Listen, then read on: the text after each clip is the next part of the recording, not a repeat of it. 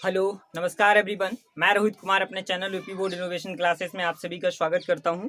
और आज हम लोग पढ़ेंगे कोलाइडों का वर्गीकरण, क्लासिफिकेशन ऑफ कोलाइड्स। ठीक है, तो कोलाइडों का वर्गीकरण। ठीक है, तो उससे पहले अगर जो आपने अभी तक चैनल को सब्सक्राइब नहीं किया है तो कर लें और वीडियो को अधिक से अधिक शेयर करें। ठीक है, जिससे कि आर्थिक रूप से कमज़ोर बच्चों के पास ये वीडियो पहुँच पाए।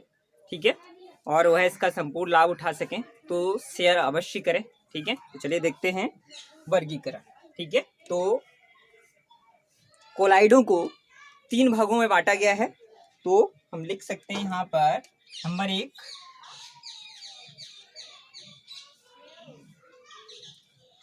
परिक्षिप्त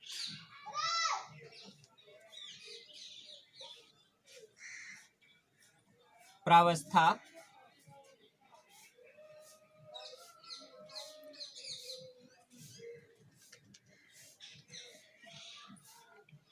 और परिक्षेपण माध्यम।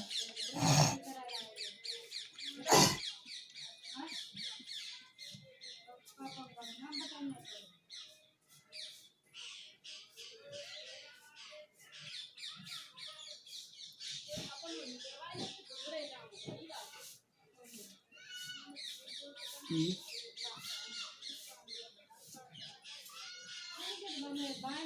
भौतिक अवस्था। ठीक है, भौतिक अवस्था। तो परिक्षिप्त प्रावस्था और परिक्षेपण माध्यम की भौतिक अवस्था, ये फर्स्ट है। अब ये जरा यहाँ से समझ लीजिए इसे थोड़ा सा। ये जो पोर्शन है इसे जिसे हम परिक्षिप्त प्रावस्था कहते हैं, ठीक है, इसे हम विलय बोलेंगे। क्या बोलेंगे भाई? विलय। ठीक है, और ये जो परिक्षेपण माध्यम है इसे हम विलायक बोलेंगे। ठीक है, क्या बोलेंगे? विलायक। ठीक है, जैसा कि पीछे हमने क्या पढ़ा है भाई, तो कोलाइड्स मॉडर्न कॉन्सेप्ट पढ़ा है। उसमें हमने 3 तरीके के विलयन पढ़े हैं। तो उसमें एक छोटी सी गलती हो गई, उसे सुधार लीजिएगा भाई। जो हमने यहाँ पर जैसे 1 नैनोमीटर से हमने 100 नैनोमीटर बताया था, वो रियल में 1000 नैनोमीटर है भाई। ठीक है, तो ये इसे सही कर लीजिएगा, पीछे वाला वीडियो देख के, तो उसमें थोड़ी सी गलती हो गई है। ठीक है, तो वो है 1 नैनोमीटर से 1000 नैनोमीटर के बीच कोलाइडी विलयन का आकार होता है भाई। ठीक है, जो कोलाइडी कणों का आकार होता है वो 1 नैनोमीटर से 1000 नैनोमीटर के बीच होता है। ठीक है, तो इसे सही कर लेना भाई सब लोग। ठीक है, तो इसके बाद यहाँ पर बात करें तो जो परिक्षिप्त प्रावस्था है उसे हम विलय बोलेंगे, और जो परिक्षेपण माध्यम है उसे हम क्या बोलते हैं भाई? परिक्षेपण माध्यम को विलायक बोलते हैं। दोनों को जैसे ही हम मिलाते हैं, ठीक है, दोनों को जैसे ही मिलाते हैं तो क्या बने भाई? कोलाइड बनेगा भाई। ठीक है, क्या बनेगा? कोलाइड। ठीक है, कोलाइड विलयन क्या बनेगा? कोलाइड विलयन बनेगा। ठीक है, अब इनकी भौतिक अवस्था, ठीक है, जो हम लोग देखेंगे अभी। इसी के बाद नंबर 2 है, नंबर दो है परिक्षिप्त प्रावस्था और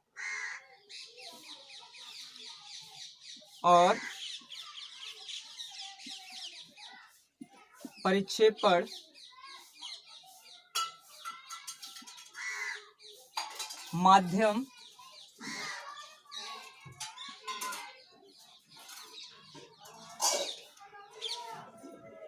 के बीच की प्रकरण। ठीक है, जिसके बारे में हम लोग आगे पढ़ेंगे। तो दूसरा क्या है? परिक्षिप्त प्रावस्था और परिक्षेपण माध्यम के बीच अन्योन्य क्रिया की प्रकृति। ठीक है, तो वो हम लोग दूसरे खंड में पढ़ेंगे। परिक्षिप्त प्रावस्था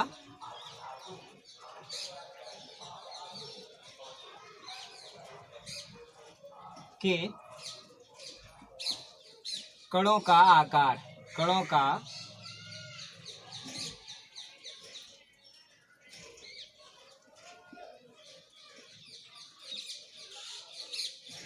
ठीक है।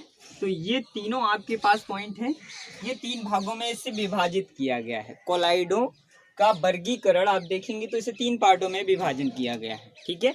इसे इंग्लिश में डिस्पर्स्ड फेज बोलते हैं, इसे डिस्पर्सन मीडियम बोलते हैं, डिस्पर्स फेज, डिस्पर्सन मीडियम, ठीक है। बहुत ही आसान होते हैं, लेकिन आप समझेंगे तो इसे परिचित प्रावस्था है जो उसे जब कोलाइड में हम पढ़ते हैं तो वो रियलिटी में होता क्या है, विलय होता है, ठीक है। और परिक्षेपण माध्यम क्या होता है, विलायक होता है, ठीक है। तो ये चीज़ें पढ़ना हमने आपको चैप्टर नंबर 2 में पढ़ाया है। विलय बहुत अच्छे से मैंने एक्सप्लेन किया है, आप वहाँ से देखिएगा। विलय और विलायक मैंने आपको वहाँ पे समझाए हैं, ये आप सही कर लीजिएगा, ठीक है। तो ये 3 पार्ट हैं, क्या है, नंबर 1 परिक्षिप्त प्रावस्था और परिक्षेपण माध्यम की भौतिक अवस्था। तो भौतिक अवस्था के आधार पर देखेंगे वर्गीकरण कितने प्रकार से हम कोलाइडों को वर्गीकृत कर सकते हैं।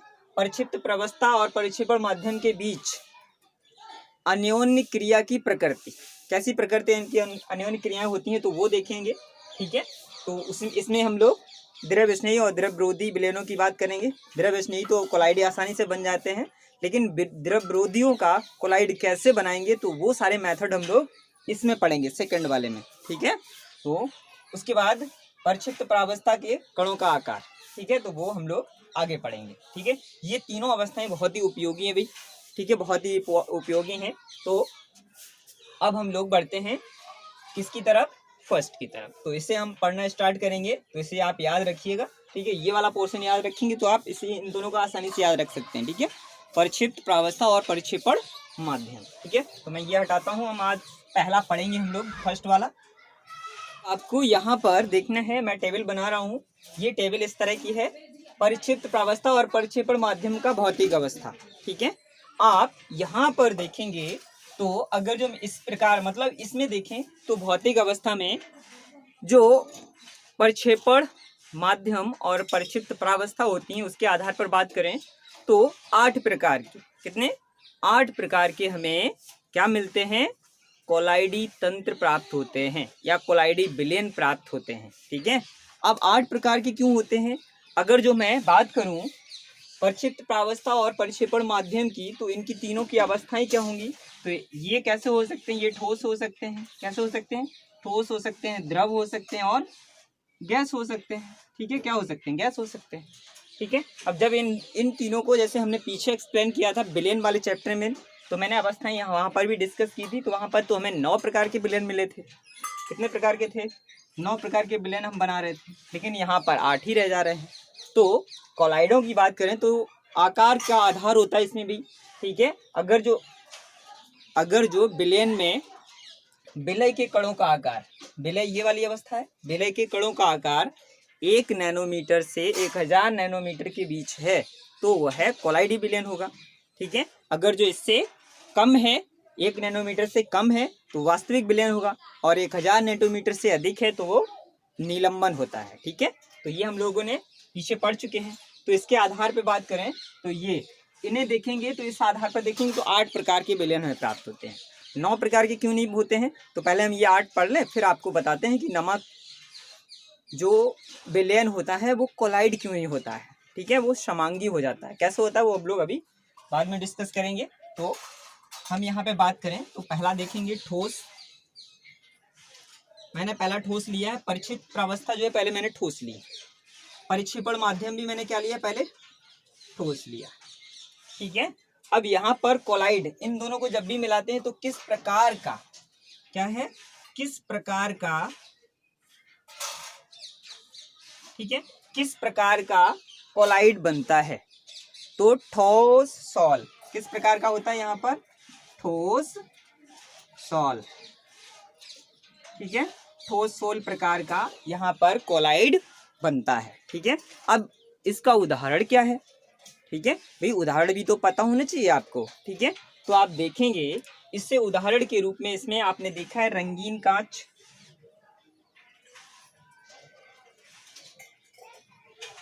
रंगीन कांच, ठीक है, या फिर आपने कभी गांव में है, गांव में रहते हैं तो गांव के बच्चे कंचे खेलते हैं, ठीक है, ऐसे मारने वाले कंचे, उन कंचों को देखा आपने कभी, ठीक है। तो उन कंचों के अंदर जो अवस्था होती है अंदर जो हमें चीजें दिखती हैं ना, वो रियलिटी में क्या होता है, परिक्षिप्त प्रावस्था और पूरा बना होता है, जिससे वो परिक्षेपण माध्यम होगा। ठीक है, क्या होगा, परिक्षेपण माध्यम होगा।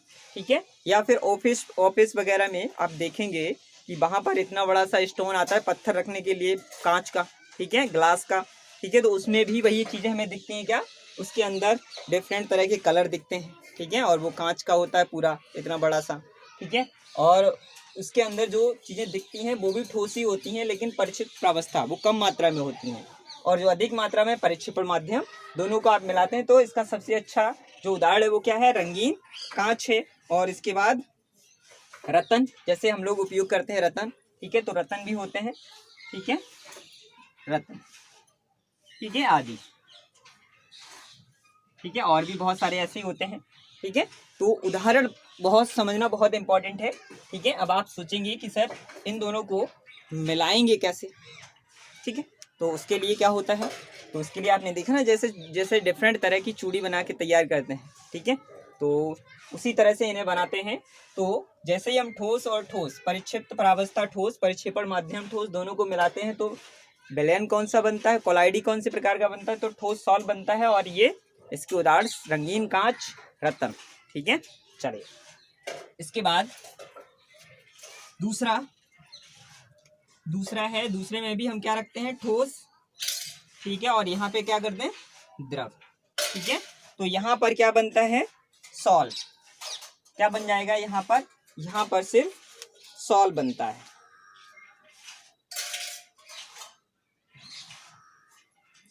कोलाइड का प्रकार क्या हो गया भाई, सॉल्व हो गया। ये परिक्षिप्त प्रावस्था और परिक्षेपण माध्यम। परिक्षिप्त प्रावस्था जो विलय है, क्या है, विलय है, वो ठोस ही है। और परिक्षेपण माध्यम हमने बदल दिया है, अभी ठोस था अभी द्रव कर दिया है, द्रव कर दिया है, तो यहाँ पर क्या बन गया है, सॉल्व बन गया है। ठीक, कोशिका तरल, कोशिका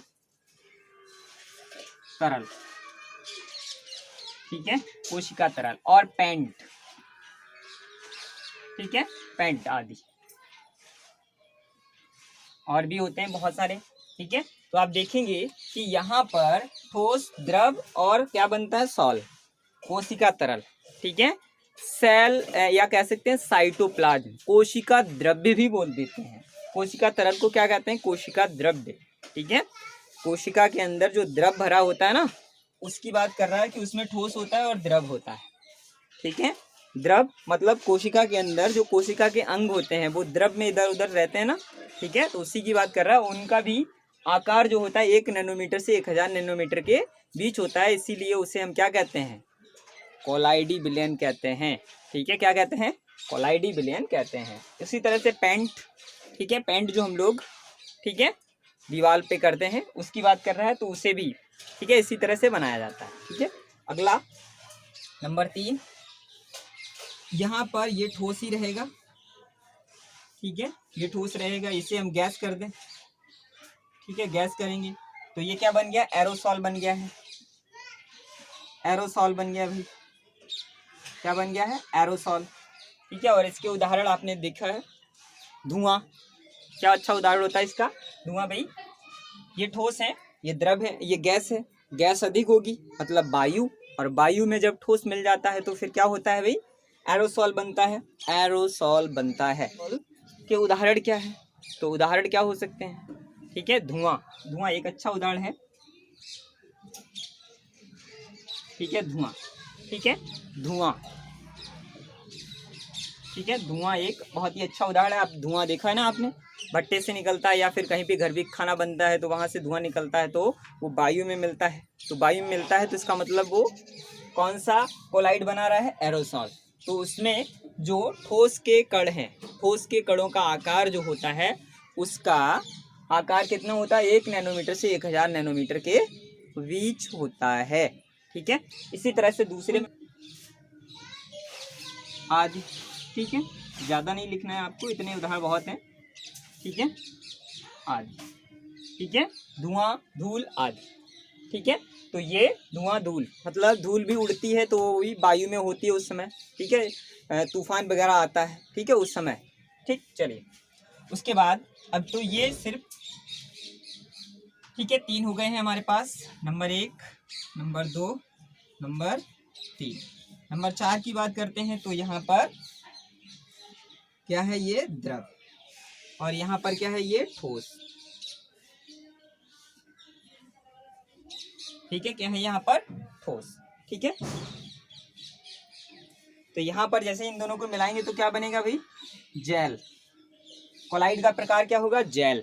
ठीक है, क्या बनेगा, जेल। ठीक है, द्रव कम मात्रा में, ठोस अधिक मात्रा में, तो क्या बनता है, जेल बनता है। और इसके उदाहरण, सबसे अच्छा उदाहरण है, हम लोग खाने में यूज करते हैं, पनीर। क्या होता है, पनीर और जेली, जेली आदि। ठीक है, ये इसके अच्छे उदाहरण हैं। ठीक है, तो चौथा हमारे पास ये हो गया है। ठीक है, उसके बाद पनीर तो खाते हैं तो इसे बताने की आवश्यकता नहीं है, जेल होता है एक, उसमें ठोस अधिक मात्रा में होता है, द्रव कम मात्रा में होता है। ठीक है, तो पांचवें की बात करें तो पांचवा हमारे पास है, ये द्रव ही रहेगा और यहाँ पर भी द्रव ही हो जाएगा। ठीक है, और यहाँ पर बनता है, बहुत ही अच्छा उदाहरण है आपके लिए, इंपॉर्टेंट है, इमल्सन। क्या होता है, इमल्सन, जिसे हम पायस, हिंदी में पायस बोलते हैं। ठीक है, पायस यानी कि इमल्सन। ठीक है, और इसका अच्छा उदाहरण क्या है, दूध, दूध या दूध। इसके साथ ही क्या है, तेल में जल, तेल में जल। ठीक है, आदि। ठीक है, आदि। ठीक, ये 5 उदाहरण, 5 हो गए उदाहरण हमारे पास। ठीक है, तो इमल्सन, पायस। ठीक है, इमल्सन अभी हम लोग बात करेंगे इसकी, इसे पढ़ेंगे, इमल्सन को पढ़ेंगे, पायस मतलब पायस को पढ़ेंगे। ठीक है, तो इम्पोर्टेंट है, इसे याद रखिए आप। ठीक है, इसका उदाहरण भी दूध या तेल में जल या जल में तेल। ठीक है, ऐसे भी लिख सकते हैं, कोई इशू नहीं है। ठीक है, चलिए उसके बाद पांचवें की बात करते हैं, छठे की बात करते हैं। छठा क्या होगा, ये द्रव ही रहेगा और यहाँ पर गैस हो जाएगा। क्या हो जाएगा, गैस। ठीक है, तो ये कम मात्रा में है, ये अधिक मात्रा में है। ठीक है, तो आप सोच सकते हैं क्या बनेगा इसका उदाहरण, गैस। ठीक है, और यहाँ पर जो अच्छा उदाहरण है वो क्या होगा, एरोसॉल। ये भी होगा भैया आपका एरोसॉल। ठीक है, और यहाँ पे होगा धुंध। ठीक है, धुंध, धुंध उड़ते हुए देखिए आपने। ठीक है, वही उदाहरण है यहाँ पर, धुंध। धुंध में क्या होता है भाई, धुंध। ठीक है, या फिर ओस, देखिए ना आपने, सुबह सुबह ओस पड़ती है तो वायु में नमी। ठीक है, द्रव होता है कम मात्रा में, गैस ज्यादा होती है तो नमी, ह्यूमिडिटी की बात कर सकते हैं हम। ठीक है, तो वहां पर ये इसका उदाहरण अच्छा है, ह्यूमिडिटी, आर्द्रता। तो उसमें द्रव होता है और गैस में। ठीक है, जब गैस में ह्यूमिडिटी, जलवाष्प मिली होती है तो उसी अवस्था को क्या कहते हैं, एरोसॉल। उसे भी कहते हैं एरोसॉल, इसे भी कहते हैं। ठीक है, ये दोनों एरोसॉल, एरोसॉल ही होते हैं। उसके उदाहरण में थोड़ा सा अंतर है भी। ठीक है, उदाहरण भी अंतर है थोड़ा सा। ठीक है, तो ठीक है, कोहरा, धुंध यानी कि कोहरा, क्या बोल देते हैं उसे, कोहरा। बादल, ठीक है, बादल कैसे बनते हैं, आदि। ठीक है, तो वो यही है चीज। ठीक है, धुंध, कोहरा, बादल आदि। ठीक है, तो ये इसके उदाहरण है। ठीक है, चलिए उसके बाद सातवें की बात करें तो 7 क्या है, होगा भाई गैस,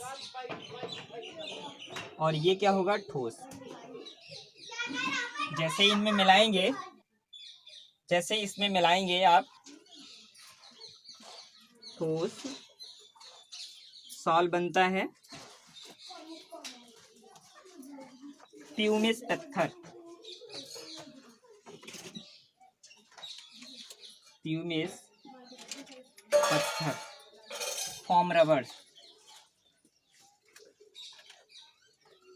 फॉर्म रबर। ठीक है, आदि।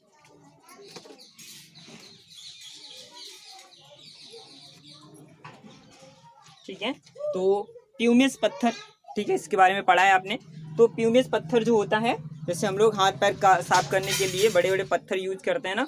ठीक है, उसी तरह से प्यूमिस पत्थर होता है, स्पंज लाइक होता है ये। ठीक है, छोटे छोटे छिद्र युक्त होता है। तो स्पंज लाइक प्यूमिस पत्थर, ठीक है। तो वही होता है फॉर्म की तरह, जैसे फॉर्म रबर आपने देखी है, ठीक है, जो जिसमें हम लोग साइकिल या फिर किसी भी वाहन की गद्दी बनाने के लिए जो फॉर्म यूज करते हैं नीचे लगा होता है, उसी को फॉर्म रबर कहते हैं, ठीक है। तो वही कंडीशन यहाँ पर है, गैस और ठोस। ठोस सॉल्व बनता है प्यूमिस पत्थर, ठीक है। अच्छा उदाहरण है, हाथ पैर साफ करने के लिए यूज किया जाता है। तो गूगल पे डालो, उसकी इमेज दिखती है आपको, देखना चेक करके इसे, ठीक है। बहुत ही आसान है, देख सकते हैं आप इसे, प्यूमिस पत्थर, ठीक है। अगला बचता है हमारा 8वां।